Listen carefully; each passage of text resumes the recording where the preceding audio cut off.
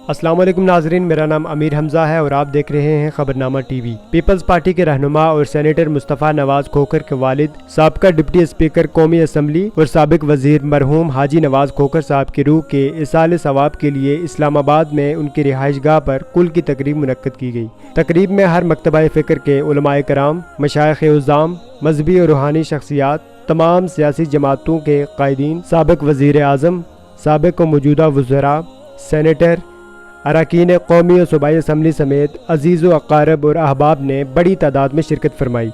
इस मौका पर मारूफ नातख्वान हजरात ने नातख्वानी की शहादत हासिल की। इख्तिताम पर मरहूम हाजी नवाज खोखर साहब के इसाल के लिए दुआ कराई गई।